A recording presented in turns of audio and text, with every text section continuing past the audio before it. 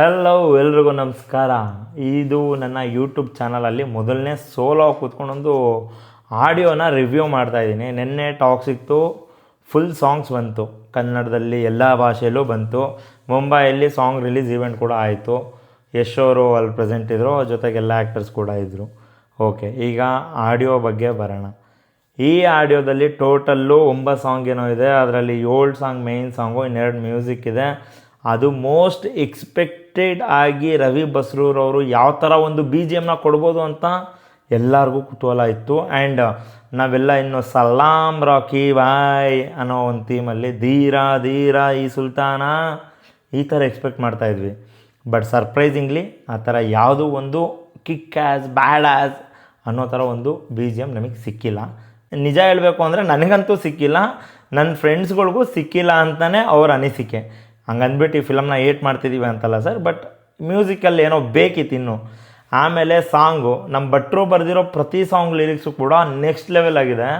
ನನಗನ್ಸಿದ ಒಂದು ಒಪಿನಿಯನ್ ಏನಪ್ಪ ಅಂದರೆ, ಇವರು ಹಿಂದಿಗೆ ಹೋಗಿ ವಿಶಾಲ್ನ ಕರ್ಕೊಬರೋದ್ರ ಬದಲು ನಮ್ಮ ಕನ್ನಡದಲ್ಲೇ ಯಾರನ್ನೋ ಟ್ರೈ ಮಾಡ್ಬೋದಿತ್ತು.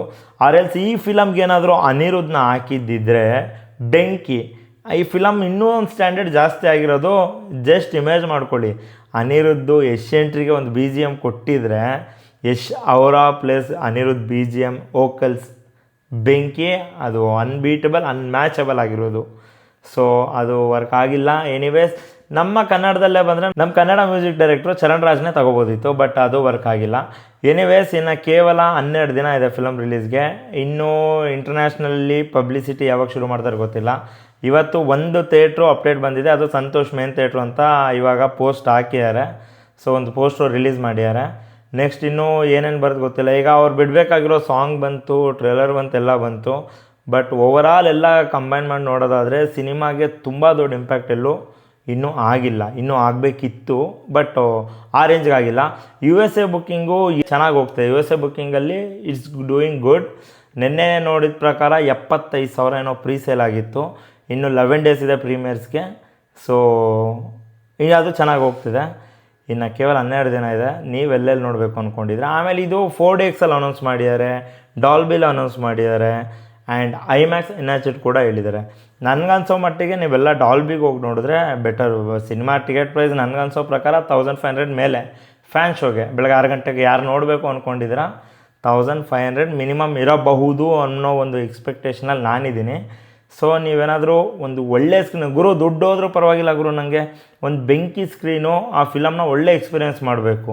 ಆ ಬಡ್ಜೆಟ್ ಹಾಕಿರೋರಲ್ಲ, ಅದಕ್ಕೆ ಒಂದು ಬೆಲೆ ಕೊಟ್ಟು ನೋಡ್ತೀನಿ ಅನ್ನೋದಾದರೆ ಬೆಂಗಳೂರಲ್ಲಿರೋ AMB ಸಿನಿಮಾಸಲ್ಲಿ ಡಾಲ್ಬಿ ಸ್ಕ್ರೀನ್ನ ಚೂಸ್ ಮಾಡಿ. ಇನ್ ಕೇಸ್ ಇದಾಗಿಲ್ಲ, ಇಲ್ಲಿ ಸಿಗಲಿಲ್ಲ ಅಂದರೆ PXL ಸ್ಕ್ರೀನ್ಗಳಿಗೆ ಹೋಗಿ, ಅದು ನೆಕ್ಸ್ಟ್ ಲೆವೆಲ್ ಆಗಿರುತ್ತೆ, ತುಂಬ ದೊಡ್ಡ ಸ್ಕ್ರೀನು. 4DXಲ್ಲಿ ಯಾವ ಥರ ಇದೆ ಅಂತ ಗೊತ್ತಿಲ್ಲ, ಕನ್ನಡದಲ್ಲೇ ಇದೆ ಫಸ್ಟು. ನೆಕ್ಸ್ಟು ಬರುತ್ತೋ ಇಲ್ವೋ ಅನ್ನೋದು ನನಗೆ ಗೊತ್ತಿಲ್ಲ. ಎಕ್ಸ್ಪೀರಿಯೆನ್ಸ್ ಏನು 4DX ಇದೆ. ಸೊ 4DXಲ್ಲಿ ನೋಡಬೇಕು ಅಂದ್ಕೊಂಡಿರೋರು ನೋಡಿ, ಬಟ್ ಅಂಥ ಕಿಕ್ ಏನೂ ಸಿಗೋದು ಡೌಟೆ ನನಗೆ. ಇನ್ನು ಐಮ್ಯಾಕ್ಸ್ ಎನ್ಎಚ್ ಮಾಡಿರ್ತಾರೆ, ಸೊ ಅದರಲ್ಲೂ ನೋಡ್ಬೋದು, ಒಳ್ಳೆ ಸ್ಕ್ರೀನ್ ಆಗ್ಬೋದು. ಸೊ ಡಾಲ್ಬಿ PXL ಇವೆರಡು ಮಾತ್ರ ಟಾಪ್ ನಾಚು. ಇವೆರಡನ್ನೂ ನೋಟ್ ಮಾಡಿ ಇಟ್ಕೊಳ್ಳಿ. 12 ದಿನ ಇದೆ ಇನ್ನು ಬಾಕಿ. ನಿಮಗೆಲ್ಲ ಸಾಂಗ್ ಏನು ಅನ್ನಿಸ್ತು, ಆ್ಯಂಡ್ ನೀವು ಯಾವ ಥಿಯೇಟ್ರಲ್ಲಿ ಫಿಲಮ್ನ ನೋಡೋಕ್ಕೆ ಎಕ್ಸ್ಪೆಕ್ಟ್ ಮಾಡ್ತಿದ್ದೀರಾ, ನೀವು ಯಾವ ಥಿಯೇಟ್ರಲ್ಲಿ ಫಿಲಮ್ ನೋಡೋಕ್ಕೆ ಪ್ಲ್ಯಾನ್ ಮಾಡ್ತಿದ್ದೀರಾ, ಒಂದು ಕಮೆಂಟ್ ಮಾಡಿ. ಆ್ಯಂಡ್ ಇದರಲ್ಲಿ ನಿಮ್ಗೆ ಏನಾದರೂ ಇಷ್ಟ ಆಗಿಲ್ಲ ಅಂದರೂ ಒಂದು ಕಮೆಂಟ್ ಮಾಡಿ. ಲೈಕು ಸಬ್ಸ್ಕ್ರೈಬ್ ಮಾಡ್ಕೊಳ್ಳಿ. ಮುಂದೆ ಸಿನಿಮಾ ವಿಚಾರನ ನನ್ನ ಚಾನಲಲ್ಲಿ ಮಾತಾಡೋಣ. ಏನೂ ಮುಚ್ಚು ಮರೆ ಇಲ್ಲದೆ ಓಪನ್ ಅಪ್ ಆಗಿ ಏನಿದೆ ಅದೇ, ಯಾವುದೇ PR ಪ್ರಮೋಷನಲ್ ಆ್ಯಕ್ಟಿವಿಟಿ ಇಲ್ಲದೆ ಮಾತಾಡೋಣ. ಇದಿಷ್ಟ ಆಗಿತ್ತು ಟಾಕ್ಸಿಕ್ ಸಿನಿಮಾದ ಒಂದು ಸಾಂಗ್ ನನಗೆ ಅನಿಸಿದ ಹೇಳಿಕೆ. Thank you so much for watching. Please share.